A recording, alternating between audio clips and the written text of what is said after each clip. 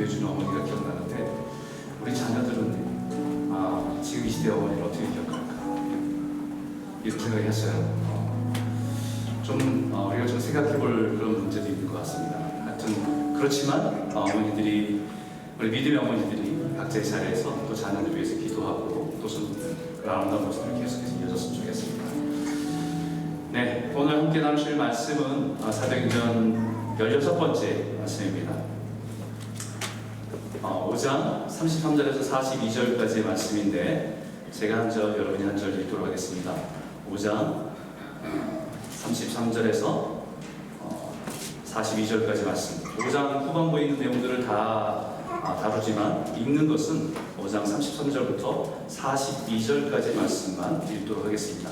제가 한 절, 여러분이 한 절 읽도록 하겠습니다. 그들이 듣고 크게 노하여 사도들을 없이 하고자 할세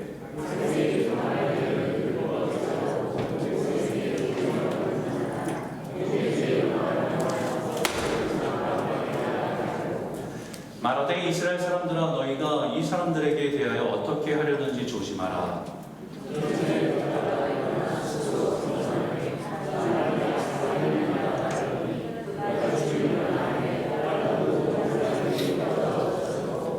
그 후 호적할 때에 갈릴리의 유다가 일어나 백성을 꾀어 따르게 하다가 그도 망한즉 따르던 모든 사람들이 흩어졌느니라.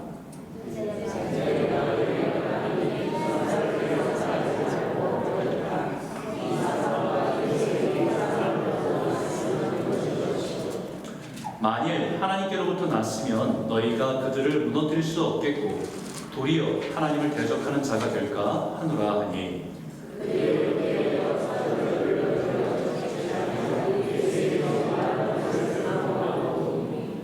사도들은 그 이름을 위하여 능욕받는 일에 합당한 자로 여기심을 기뻐하면서 공회의 앞을 떠나니라.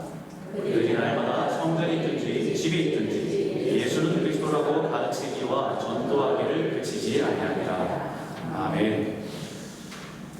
여러분, 기독교의 역사가 굉장히 오래됐잖아요. 기독교의 역사를 이렇게 지나오면서 기독교의 지도자였던 분들이 죄란 무엇인가? 라고 하는 질문을 가지고 굉장히 많이 고민을 한 것 같습니다. 죄란 무엇인가? 죄라고 하는 것이 여러 가지 결과로 살인이든 도둑질이든 여러 가지 결과로 드러나는데 정말 그런 죄, 그런 것 말고 죄의 본질은 무엇인가라고 하는 질문을 가지고 굉장히 많이 고민을 하고 연구를 했습니다. 그래서 초대교회, 중세교회를 넘어오면서 그것을 정리를 했어요. 그래서 이렇게 정리했습니다. 죽음에 이르는 7가지 죄라고 하는 것을 가지고 정리해서 그것을 전통 속에서 가르치고 했던 것이 있습니다.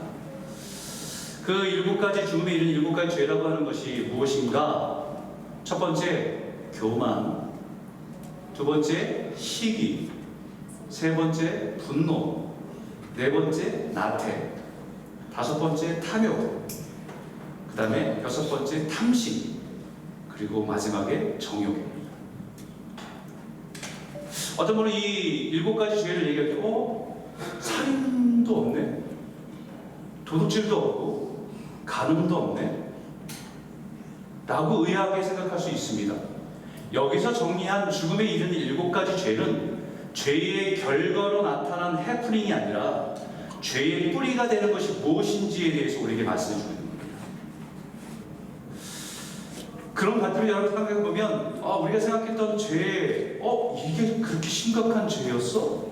라고 하는 것이 분명히 있을 것 같아요. 탐심, 탐욕, 시기. 어차피 이것은 우리가 너무 쉽게 간과하는 것들일 수 있습니다. 그런데 우리가 심각하게 생각하는 죄들은 결과일 뿐이지 결국은 이 뿌리에서 시작되었다는 것을 말하고 있는 겁니다. 무슨 얘기냐면 우리 이 뿌리, 이 죄의 본성은 타락한 우리들 안에 존재하는 죄의 본성입니다. 이 죄의 본성의 뿌리를 잘 다루지 않는다고 한다면 사탄은 이것을 통해서 우리를 심각한 죄에 빠지게 되고 그것이 심각한 죄의 결과로 나타나기 때문입니다. 그 중에서 여기 제일 중요한 것은 우리가 잘 알다시피 교만은 죄 중의 죄입니다. 그래서 이 7가지 죄의 가장 큰 뿌리가 되는, 다른 모든 죄의 뿌리도 중요하지만 그것을 지탱해주고 있는 가장 중요한 죄는 교만입니다.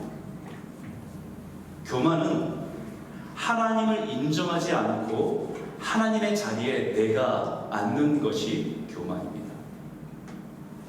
바로 아담의 교만이 이 땅에 죄를 가져왔어요.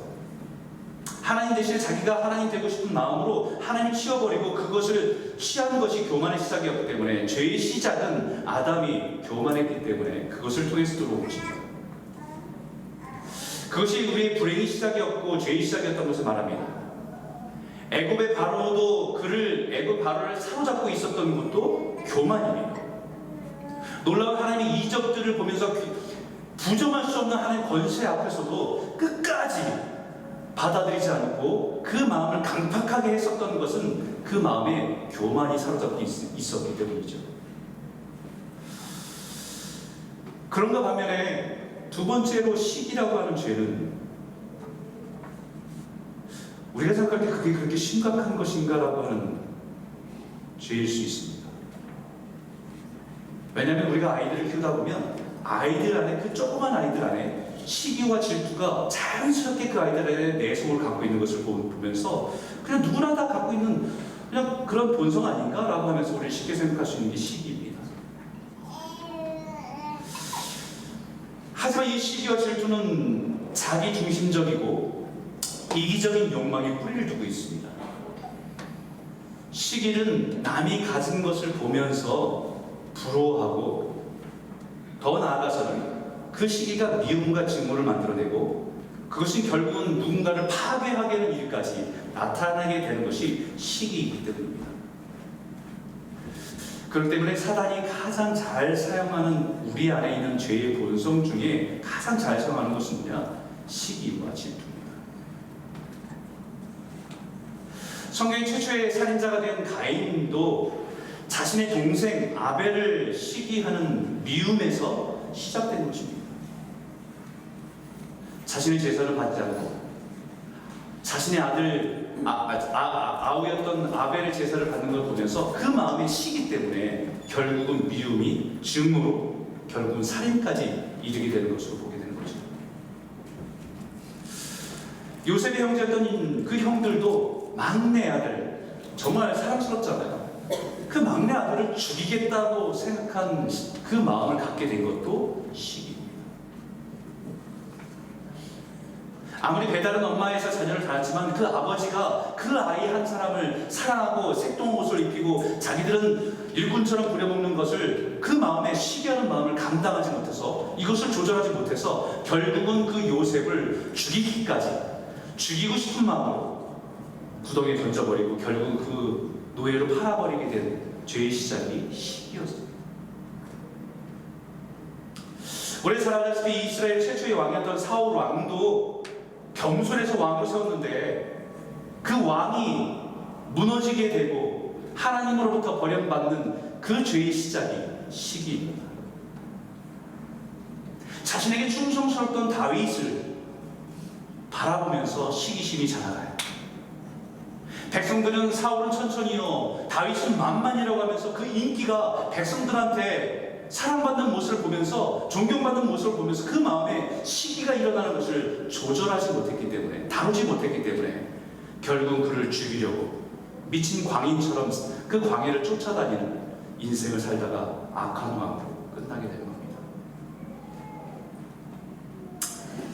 그래서 유명한 문예 작가 단테가 이 시기에 대해서 어떻게 비유적으로 표현했냐면, 우리가 갖고 있는 이 시기를 어떤 모습이라고 표현했냐면 앞을 보지 못하는 장님 거지로 표현했습니다. 마치 시기는 영적으로 우리를 앞을 보지 못하게 하고 거지와 같이 막 무엇인가를 갖고자 원하는 그 욕망이 사로잡힌 사람을 시기라고 얘기한 거예요. 이 시기에 사로잡히면 죄는 가장 앞을 보지 못하게 합니다. 옳고 그름을 분별하지 못하게 돼요. 그리고 자기가 원하는 것을 갖고자 원하는 그 마음에 사로잡혀서 모든 것을 분별하고 모든 것을 보지 못하는 소경처럼 살아가게 되는 것이 시기라고 하는 것입니다. 그래서 성경의 사탄은 유대 지도자들이 가지고 있는 이 시기심을 이용해서 예수님을 십자가에 못 박도록 했다라고 말합니다. 유대인들이 예수님을 법정에 세웠잖아요. 그리고 빌라도 법정에 그를 데리고 왔습니다. 그때 빌라도가 이렇게 말합니다. 같이 한번 이 말씀을 볼까요? 이는 그가, 그 말씀 없습니다. 이는 그가 그들의 시기로 예수를 넘겨준 줄 알미더라. 이는 그가 빌라도입니다. 빌라도가 유대인들이 예수님을 가져온 것을 보면서 그가 알았어요. 뭘 알았냐? 유대인들의 지도자들이 시기로 예수님을 법정에 세웠다는 것을 빌라도도 알았다는 거예요. 예수님이 이 땅에서 병든 자를 치료해 주든, 귀신자들을 들린 사람을 자유케 하든, 배고픈 자들에게 먹을 것을 주든 그런 것은 보이지 않습니다. 그들의 시기심은 그 사람을 죽이겠다는 마음으로 사로잡히게 되고 결국은 죄를 짓게 된 것이, 법정에 세워 십자가의 형을 받게 된 것이 시기심이었다는 것을 말하고 있어요. 여러분도 뿐만이 아닙니다. 오늘 본문에도 예수님이 제자들에게 많은 표적과 기적이 일어납니다. 복음을 전하는 사람들에서 복음을 말씀을 전하니까 사람들이 그 은혜 때문에 하나님을 찬송하고 주를 믿는 사람들이 점점 많아집니다. 그래서 자신의 주변에 있는 병든 사람을 데려왔을 때 그가 치유되는 역사가 경험되고, 그들이 더러운 귀신에 사로잡힌 자들이 해방되고 나음을 얻는 놀라운 역사들이 계속해서 성령의 역사들이 일어납니다. 그런데 유대의 지도자들이 갖고 있는 마음들은 불편합니다. 그래서 성경이 이렇게 말하죠. 같이 한번 읽어볼까요? 함께 읽겠습니다. 시작. 제사장과 그와 함께 있는 사람, 즉 사두개의 당파가 다 마음에 시기가 가득하여 일어나서 사도들을 잡아다가 목에 가두었더니, 마음에 시기가 가득하여 분노가 일어나요. 그 분노가 파괴적인 행위로 나타나는 것이죠. 마음에 가득한 시기심은 그들을 영적인 소경을 만들어버렸습니다. 아무리 예수님의 제자들이 놀라운 기적을 행하고 선한 일을 행해도 이미 그들 눈에는 보이지 않습니다. 시기심에 사로잡힌 사람에게는 그것은 보이지 않습니다. 시기와 질투는 단순히 내가 없는 무엇인가를 부러워하는 정도에서의 단순한 감정으로 이해해서는 절대로 안 됩니다. 사단은 바로 그 시기와 질투를 통해서 그 사람을 죄로 파괴하고 그 사람을 통해서 상대방을 파괴하기 위해서 사용하는 강력한 죄의 통로가 시기와 질투였기 때문입니다. 그래서 야고보 사도가 이렇게 말했어요. 같이 한번 읽어볼까요? 함께 읽겠습니다. 시작. 시기와 다툼이 있는 곳에는 혼란과 모든 악한 일이 있습니다. 이 말씀처럼 유대 지도자들의 시기심으로 제자들에게 위협과 폭력으로 나타나고 온갖 혼란과 악한 일을 가득한 것을 보게 하시는 겁니다. 이 말씀 가만히 묵상해 보면 오늘날 우리가 살아가는 이 세상도 마찬가지예요. 매일 들려지고 보여지는 엄청난 사건들, 사고들, 예전에 들어보지 못했던 엽기적인 일들, 그 모든 혼란과 모든 악한 일의 시작은 시기와 다툼에서 시작된 죄임을 깨닫게 됩니다. 내가 갖지 못한 것에 대한 열등감이 움직이고, 남에게 있는 것에 대한 부러움을 넘어서서 시기와 질투심으로 미움과 폭력으로, 심지어는 살인까지도 일어나는 죄악과 폭력이 가득한 세상을 우리는 살아가고 있습니다. 이런 세상 속에서 그리스도인으로 살아간다는 것은 어떤 의미인가? 오늘 본문을 통해서 우리는 두 가지 영적인 교훈을 깨닫고 붙들었으면 좋겠어요. 그래서 이 혼란한 세상 속에서, 시기와 질투로 가득해서 온갖 죄악이 가득한 세상 속에서 우리가 그리스도인은 어떻게 살아야 되는지를 분명히 깨닫고 믿음으로 살아가는 저와 여러분 모두가 되시길 주 이름으로 축원합니다. 첫 번째 따라하겠습니다. 세상에 순응하기보다 하나님께 순종하라. 오늘 본문에 있는 28절, 29절의 말씀입니다. 같이 한번 읽을까요? 시작. 이르되 우리가 이 이름으로 사람을 가르치지 말라고 언금하였을 때 너희가 너희 가르침을 예루살렘에 가득하게 하니 이 사람의 피를 우리에게로 돌리고자 하는구나. 베드로와 사도들이 대답하여 이르되 사람보다 하나님께 순종하는 것이 마땅하니라. 여러분, 유대 지도자들이 제자들에게 자신들이 가지고 있는 권력을 가지고 협박하고 위협합니다. 다시는 예수의 이름으로 가르치지 마라. 다시는 예수의 이름으로 아무 일도 하지 마라. 병든 사람을 치유하는 일이든 배고픈 사람을 먹이는 일이든 예수의 이름으로 다시는 하지 마라. 강하게 위협했다는 겁니다. 여러분, 이 말을 아무리 부드럽게 했다고 해도 그 말을 하는 사람의 권력을 가지고 있는 사람이라는 말이라고 한다면 그것은 굉장한 부담이고 위협이 됩니다. 위협이 됩니다. 사도들을 잡아다가 감옥에 가두고 심지어는 죽일 수도 있는 사람들의 말이기 때문에 사도들에게는 이 말이 엄청난 위협으로 두려움으로 느껴지는 것입니다. 근데 그럼에도 불구하고 사도들의 대답은 분명합니다. 사람보다 하나님께 순종하는 것이 마땅하니라. 분명 권력자들의 말이 위협이었고 두려움이었습니다. 그런데 그들도 잊고 있었고 그 말에 두려움을 갖고 있었던 제자도 잊어버린 것 한 가지가 있었어요. 순간. 그것은 바로 하나님이 모든 권세와 능력의 주인이라는 사실입니다. 우리 당신의 말을 듣는 것이 아니야. 하나님의 말씀을 듣는 것이 아니야. 쉽게 말하면 과장님의 말을 듣는 게 낫습니까? 아니면 회장님의 말을 듣는 게 낫습니까? 이 말을 하는 거예요. 잠시 이 사무실에서는 과장님이 대빵이죠. 주인입니다. 갑입니다. 마음대로 할 수 있습니다. 하지만 과장님도 잊고 있었던 것이 이 회사를 다스리고 있는 사람이 회장님의 말이 있다고 한다면 그 말을 듣는 게 옳습니까? 과장님의 말을 듣는 게 맞습니까?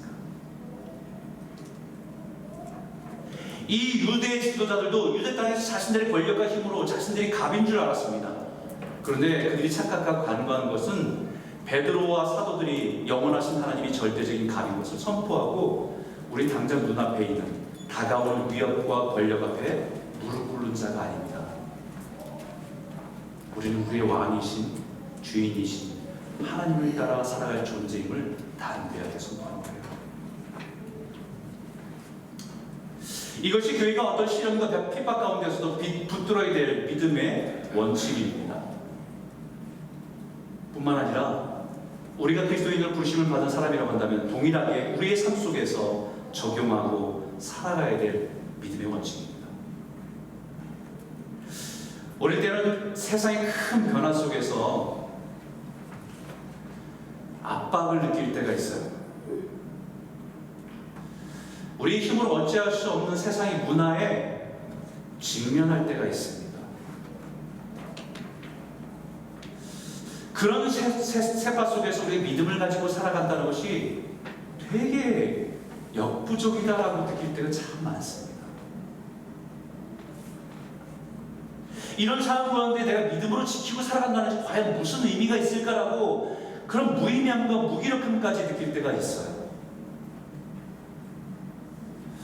그럴 때 우리는 우리 신앙을 잠시 내려놓고 세상에 적당히 맞추고 순응해 살아가기보다 살아가야 하는 유혹에 놓이게 됩니다. 잠시.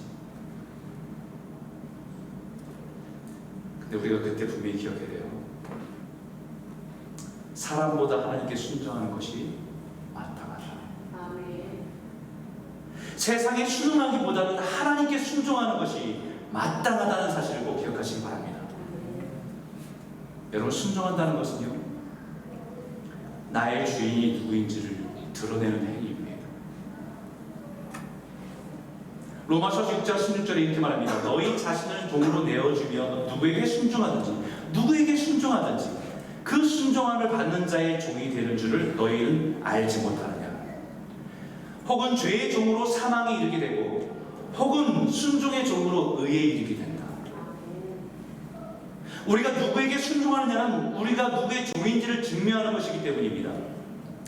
사도들이 현 상황을 보면 얼마든지 자신의 행위에 대해서 합리화시킬 수 있는 조건이 있습니다. 세상의 가장 강력한 권력자들 앞에서, 그들의 위협과 협박 앞에서 자칫하면 감옥에 갇힐 수도 있고 심지어는 생명을 잃을 수도 있는 현실 앞에서 어쩔 수 없었습니다 말할 수 있을 겁니다. 그런데도 불구하고 사도들은 분명히 고백했습니다. 사람보다 하나님께 순종하는 것이 마땅하다. 왜냐하면 우리는 당신들의 종이 아니라 하나님의 종이기 때문입니다. 이것은 오늘을 살아가는 우리들에게도 마찬가지입니다. 세상에서 일하다가 보면 우리의 신앙을 지키기 어려울 때 있습니다. 우리의 신앙의 양심을 지키기 힘들 때 있습니다. 자칫하면 직장 상사에게 지키기도 하고 직장 생활에 어려움을 가져올 수도 있기 때문입니다. 잘못하면 직장을 잃을 수도 있을 것입니다. 그러나 우리가 분명히 기억할 것은 우리는 누구의 종입니까? 우리가 세상에 순응하고 순종한다고 한다면 우리 스스로가 세상의 종인 것을 인정하는 것입니다. 당장은 위기를 모면하고 손해를 피해갈 수 있을지 모르지만 그것이 더 큰 죄로 나아가게 되고 하나님으로부터 멀어지게 되는 길을 선택하는 것이기 때문입니다. 우리가 알다시피 구약에 있는 사무엘을 통해서 우리에게 주신 말씀이 있어요. 그에게 분명하게 우리에게 가르쳐주신 말씀이 있습니다. 여호와께서 번제와 다른 제사를 그의 목소리를 청종한 것을 좋아하신 같이 좋아하시겠나이까. 순종이 제사보다 낫고 듣는 것이 수량의 기름보다 낫습니다. 하나님이 우리에게 원하시는 것은 하나님이 우리의 주인 되심을 인정하며 순종하는 것. 여러분, 순종한다는 것은 옳고 그름에 대한 분별력도 필요합니다. 옳고 그름에 대한 분별력도 필요하지만 옳지 않는 권위에 대해서 굽히지 않는 용기도 필요합니다. 순종하는 데서 다 이렇게 맞춰주는 것이 순종이 아니라 옳지 않는 권위에 대해서 노라고 말할 수 있는 용기도 필요한 것이 순종입니다. 세상의 위협과 권력에 굽히지 않는 용기가 필요한 것이 순종입니다. 순종한다는 것은 질서와 권위를 인정하고 받아들인다는 것이기 때문입니다. 지금 내 앞에서 나에게 손해를 끼칠 수 있고 나를 어렵게 할 수 있는 그 권력조차도 하나님의 권위 아래에 있다는 것을 인정하는 것이 하나님께 순종하는 것입니다. 우리가 가끔 집에서 아이들을 키우다 보면 말을 안 듣는 애들 꼭 하나씩은 있어요. 그죠? 순종하지 않는 아이들이 있어요. 뭐 이렇게 시켰는데 안 합니다. 그럼 화가 나요. 그럼 화가면서 제 마음에 어떤 생각이 들면 쟤가 나를 뭘로 보고 그러지? 근데 그 질문이 맞습니다. 뭘로 보고 그러는 거예요? 권위를 인정하지 않는 겁니다. 순종하지 않는다는 것은 권위를 인정하지 않는다는 거예요. 하나님은 능력 있는 사람을 쓰는 것이 아니라 순종하는 사람을 원하십니다. 그리고 그 순종하는 사람에게 하나님의 능력이 무엇인지를 보여주세요. 사도들이 이 비밀을 보고 깨달았습니다. 그래서 이렇게 고백하죠. 우리 한번 같이 한번 읽어볼까요? 32절입니다. 시작. 우린 이 일의 증인이요 하나님이 자기에게 순종하는 사람들에게 주신 성령도 그러하니라. 분명히 말씀했습니다. 우린 이 일의 증인이라고. 순종할 때 하나님께서 우리에게 내 한계, 두려움을 넘어서 순종할 때 내가 생각하지 못한 것으로 채우시고 그 능력으로 살아가게 하신 것을 경험한 것이에요. 분명히 약속하십니다. 성령을 주시겠다. 죽음 앞에서 십자가를 붙들고 순종한 예수님을 죽은 자 가운데서 일으켜주시는 하나님의 능력을 보았습니다. 그것의 증인입니다. 복음을 전하다가 감옥에 갇힌 자신들을 옥문을 열고 끌어내서 다시 복음을 선포할 수 있도록 그들을 이끌어주신, 보여주신 그 능력을 경험한 사람들이 제자입니다. 이 일의 증인입니다. 여전히 자신들을 위협하고 두렵게 하는 권력자들이 두렵지만 분명한 것은 하나님께 순종하는 자에게 성령의 능력으로 함께 하신다는 것입니다. 여러분, 그것이 세상이 두려워서 하나님께 순종하기보다는 세상에 그냥 순응하기를 택하고 살아간 사람은요, 그 인생이 자기 능력 아니에요.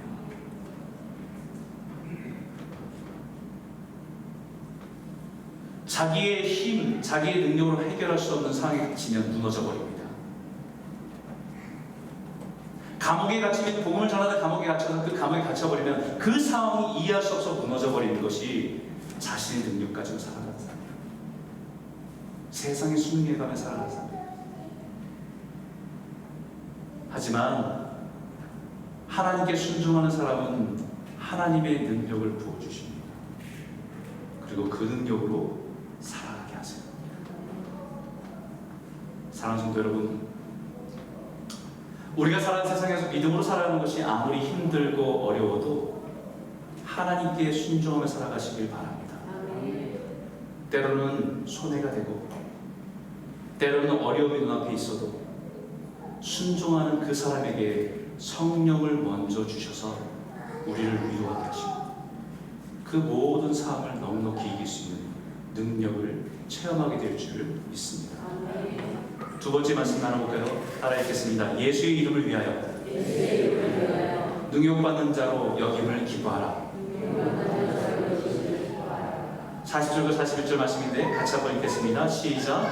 그들이 옳게 여겨 사도들을 불러들여 채찍질하며 예수의 이름으로 말하는 것을 금하고 놓으니 사도들은 그 이름을 위하여 능욕받는 일에 합당한 자로 여기심을 기뻐하면서 공회 앞을 떠나니, 사도들이 다시 공회에 끌려가서 신문을 받는 그 위기를 우리를 본문 속에 읽었습니다. 근데 이 위기 가운데 하나님께 놀라운 일을 행하세요. 그 공의 가운데 모든 사람들이 시기심에 사로잡혀서 이 예수를 미워하고 제자들을 죽이겠다는 그런 마음을 사로잡힌 가운데 한 사람이 일어납니다. 가말레일이라고 하는 사람. 어디서 들어보셨죠? 사도 바울의 멘토이자 스승입니다. 수제자잖아요. 그 가말레일이 일어나서 이렇게 얘기해요. 우리가 이 일에 대해서 감정적으로 흥분해서 처리할 일이 아니라 조심해야 된다. 왜냐하면 이 예수의 제자들, 이 사람들이 하는 일들이 자기 스스로 이런 일을 하는 것이라고 한다면 시간이 지나면 저절로 사라지고 말 것이지만, 행여 이들이 정말 하나님으로부터 나서 이런 일을 하는 것이라고 한다면 우리가 이들을 무너뜨릴 수 없다. 오히려 우리가 이 일이 하나님을 대적하는 일이 될 수 있기 때문이다 라고 공의원들에게 이성적으로 판단할 수 있도록 그들을 설득하는 일을 하게 돼요. 그때 막 흥분했던 이 사람들이 이것을 냉정하게 생각합니다. 그리고 이것을 사건을 좀 이성적으로 처리하도록 결정을 해요. 그래서 그때 그 공회에 모인 사람들이 그 말을 옳게 여겨서 그들을 풀어주자 라고 결정을 하되, 채찍질, 전통적으로 율법으로 40에 하나 감한 채찍질을 하고 풀어주기로 합니다. 여러분, 말이 40에 하나 감한 39대의 채찍질이죠.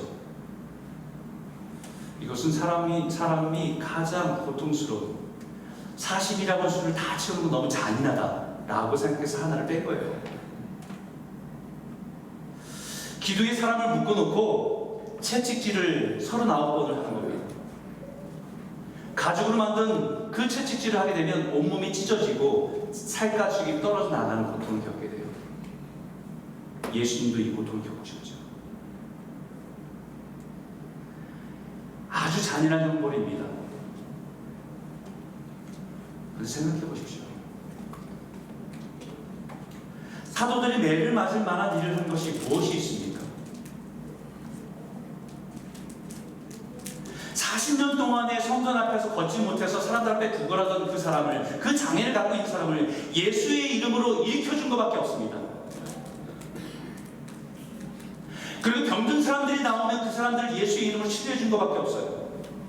귀신 들린 사람을 데려오면 그들을 낫게 해준 것밖에 없습니다.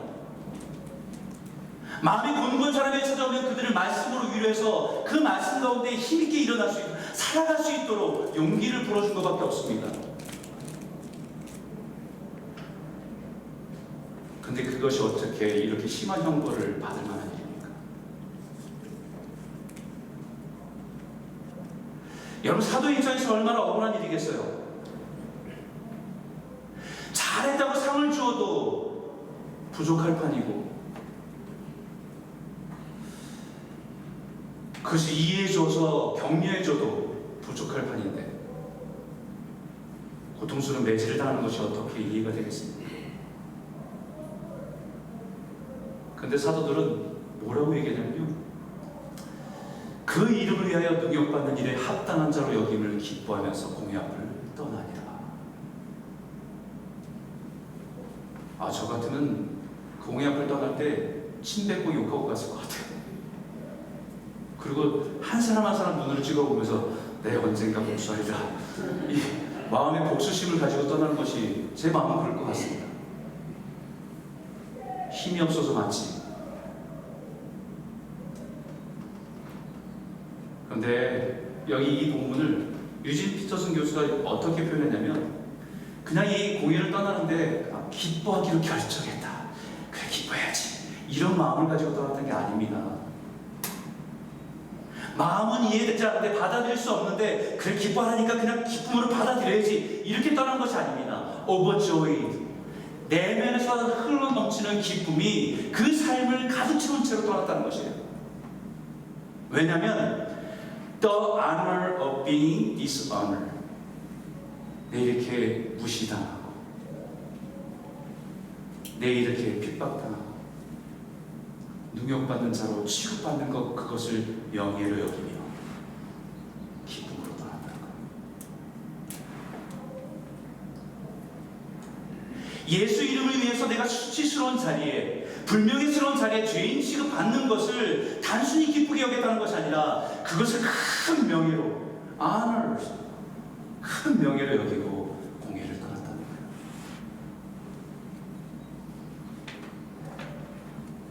여러분, 한국이나 미국이나 특수부대의 훈련을 군인들이 입대해서 받게 되는 모습을 한번 보십시오. 신병훈련을 받을 때 정말 인정사정 없습니다. 인격도 무시되고 마치 짐승 취급을 당하는 것처럼 사람을 다룹니다. 거의 인간의 한계, 죽음이 이 순간을 넘기지 못해 죽을 수 있겠다는 그 한계를 늘 경험하면서 그 훈련들을 받게 해요.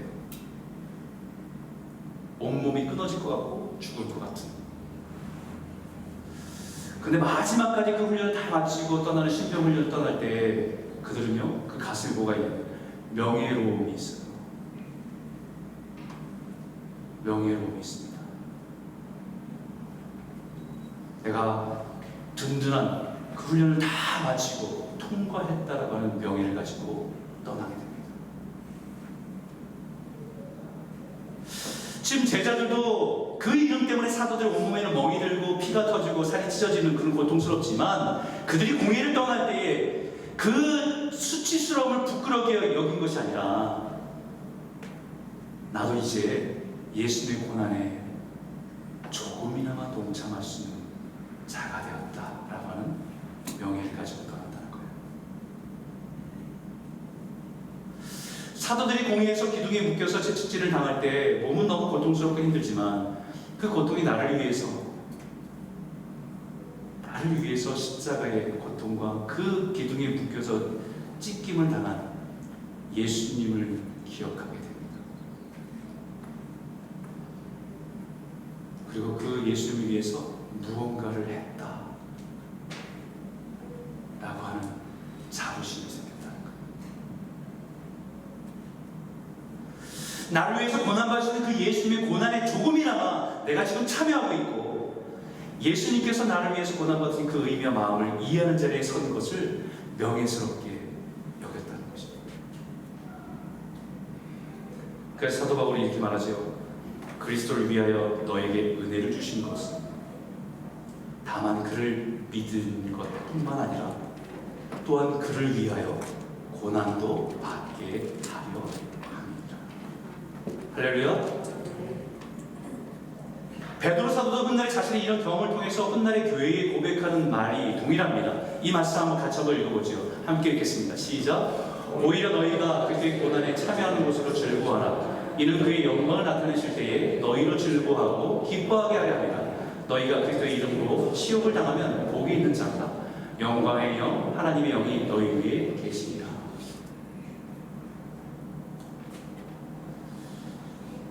여러분, 이 말씀을 묵상하면서 우리가 생각해 봐야 돼요. 우리가 이 땅에 살아가는 동안에 때는 예수님을 위해서, 예수님 때문에 고난받은 것이 있습니까?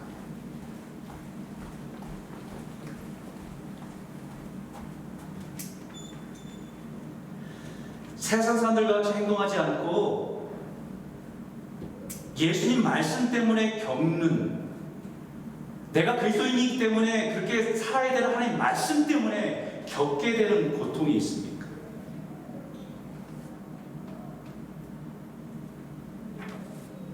용서할 수 없고 이해할 수 없는 상황과 사람을 내 말씀, 예수님의 말씀 때문에 몸부림치면서 참고 인내하고 용서하려고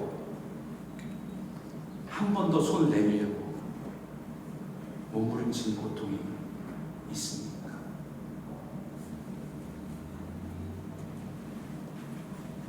예수님 때문에 때는 정직해야 되고 진실하기 때문에, 진실해야 되기 때문에 손해를 보게 되어서 오늘 경제적으로 힘든 시간을 보내는 고통이 있습니다.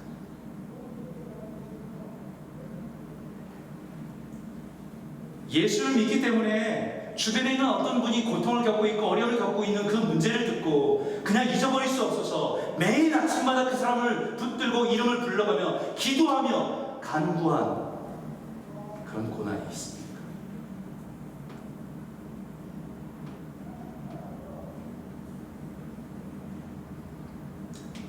그런 고통은 우리가 예수의 이름을 위해서 받는 고난입니다. 그런 고통은 우리가 예수를 따르는 그리스도인이기 때문에 받는 고난입니다. 이런 고난과 고통 가운데 있을 때에 그것을 슬픔으로 여기지 않고 내가 조금이나마 예수님의 고난에 동참하게 되었다는 기쁨과 명예를 가지고 살아가는 저와 여러분 모두가 되시길 주 이름으로 축복합니다. 여기에 그 이름을 위하여 능력받는 이라는 이 의미가 두 가지로 해석돼요. 그 이름을 위하여. 영어에서는 버전마다 이것이 좀 구별됩니다. 한 어떤 성경에는 for his name, 그 이름을 위하여 라고, 또 어떤 버전에는 for the name, 그 이름을 위하여. 비슷하죠. 근데 그의 이름을 위하여라고 하는 것은 우리의 관계 속에서 주님께서 나에게 베푸신 은혜, 그것에 내가 무엇인가를 보답할 수 있는 것에 대한 감사로, 그런 의미가 더 강하다고 한다면 그 이름, for the name이라고 하는 것은 그 이름, 성경에서 말하는 예수 그리스도의 이름의 의미를 부여하는 것입니다. 나에게 하나님의 은혜 베푸신 것에 대해서 무엇인가 내가 보상하고 내가 무엇인가 반응하고 그것을 내가 무엇인가 이해하는 자리에 섰다는 것도 감사한 일이지만 for the name, 그 이름, 내가 곧 길이요 진리요 생명이니 이런 나로 말미암지 않고는 아버지께 올 자가 없느니라고 말씀하신 그 이름, 하나님이 그를 지극히 높여 모든 이름에 뛰어나게 하신 그 이름을 주신 그 이름, 다른 이로서는 구원을 얻을 수 없나니 천하 인간의 구원을 얻을 만한 다른 이름을 우리에게 주신 일이 없다고 말씀하신 그 이름, 그 이름을 위해서 고난받는 것, 그 이름 때문에 힘든 것, 그것은 명예라는 거예요.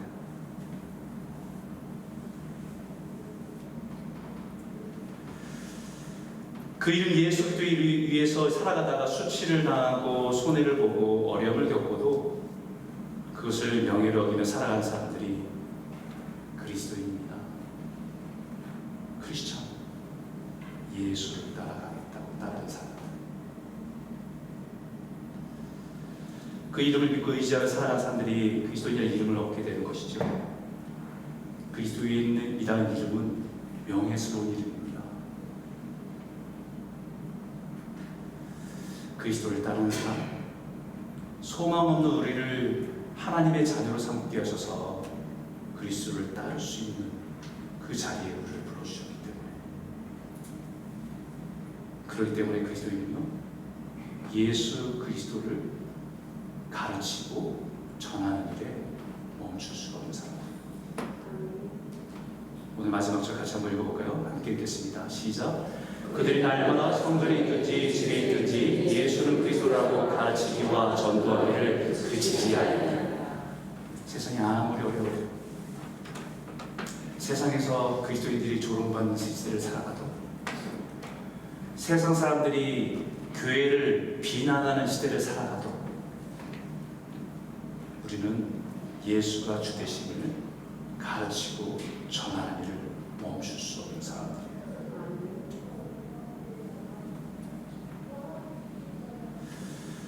그리스도인들에게는 주일과 평일이 구분되지 않습니다. 교회에 나와서만 그리스도인이 아니라 교회와 가정, 성전에 있든지 집에 있든지, 교회에 나와서는 예수님이 나의 주인입니다.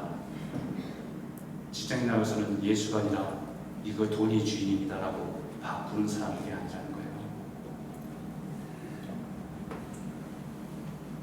매일매일 매 순간 교회와 학교와 직장의 모든 장소에서 한 가지 목적과 부르심에 순종하며 살아가는 사람들, 그 사람들이 성도요 제자요 그리스도인 줄 믿습니다. 사랑하는 성도 여러분, 이번 한 주간도 그 이름 예수 그리스도의 이름을 위해서 그리스도인이라는 이름을 가지고 세상에서, 가정에서 예수 그리스도가 증거되어지고 복음을 전하며 살아가는 귀한 성도님 모두가 되시길 주 이름으로 축복합니다. 우리 한번 같이 기도할까요?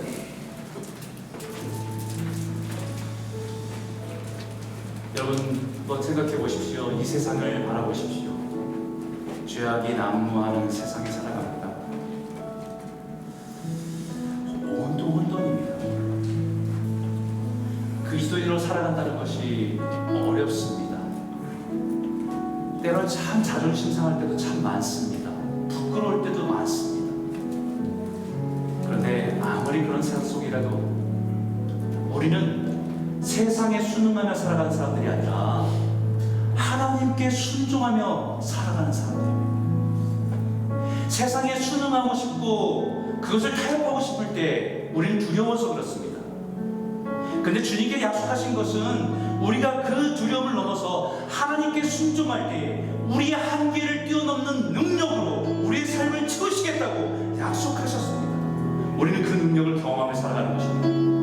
하나님 두렵습니다. 하지만 주님 그 능력으로 우리 삶을 채워주십시오. 성령으로 우리 안에 밀어주십시오. 성령으로 소망으로 우리의 모든 한계를 뛰어넘을 수 있도록 인도하여 주시옵소서. 예수님을 따라 살아가는 삶 가운데 고난을 피하지 않게 하여 주시고, 예수의 고난에 동참하는 것을 영광으로 여기며 기쁨으로 잘 감당하는 우리의 삶이 되게 인도하여 주시옵소서. 오직 예수가 구주 되심을 선포하며 증거하며 살아가는, 자랑하며 살아가는 교회와 성도 될 수 있도록 우리를 인도하여 주실 줄 믿습니다. 우리 한번 같이 한번 기도하기 바랍니다. 함께 기도하겠습니다. 살아계신 하나님, 참 감사합니다. 이 말씀을 통해서 우리가 그리스도인이라는 것을 부끄러워 여기지 않게 하여 주시고, 세상의 두려움과 걱정과 풍만과 혼돈 가운데 있을 때에 주님은 내가 그리스도인이라는 사실을 믿으며 그것을 증거하며 살아가는 자들에게 인도하여 주시옵소서. 하나님 순종하는 자리에 서 있게 인도하여 주시고, 순종하는 자에게 주시겠다는 성령의 능력들이 우리 삶을 온전케 하고 믿고 살아가는 성도들이 다 될 수 있도록 허락하여 주시고 인도하여 주시옵소서. 온 국가와 온 땅, 온 것과 귀합니다.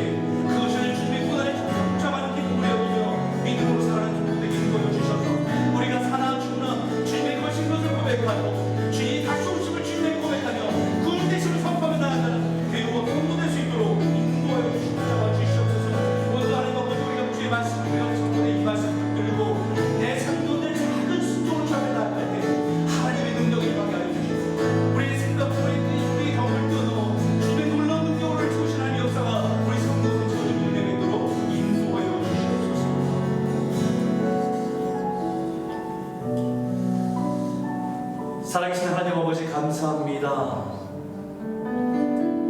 우리가 살아가는 이 세대를 바라볼 때 하나님 혼돈과 죄악이 가득한 세상 속에서 우리가 그리스도인으로 살아간다는 것이 때론 많이 힘겹고 어렵습니다. 하지만 주님, 제자들이 살았던 그 시대에 비하면 아무것도 아님에도 불구하고 하나님, 우리가 그리스도를 살아간다는 것이 쉽게 우리를 세상에 타협하며 순응하며 살아가는 우리들의 모습이 있음을 용서하여 주십시오. 그래서 주님, 세상에 순응하기보다는 하나님의 말씀을 붙들고 그 말씀에 순종하는 자리에 서 있게 하셔서 지금까지 내가 살아본 모든 삶의 경험을 뛰어넘는 하나님의 능력을 경험하며 살아가는 성도들 될 수 있도록 인도하여 주시옵소서. 하나님, 예수님을 따라 살아가는 삶 가운데 받게 되는 고난이 있습니다. 예수님 말씀하신 것, 그 말씀을 지키기 위해서 몸부림치는 고통이 우리에게는 고난입니다.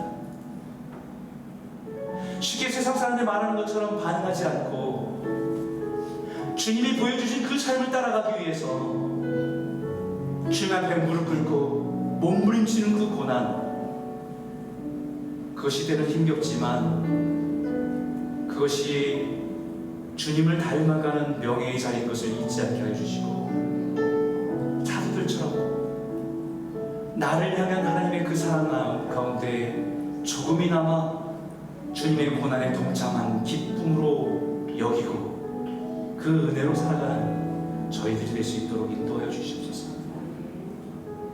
하나님, 이 시대는 복음을 전하는 세대, 이제는 전도의 시대가 끝났다고 말합니다. 전도하기 너무 어려운 세대로 말합니다.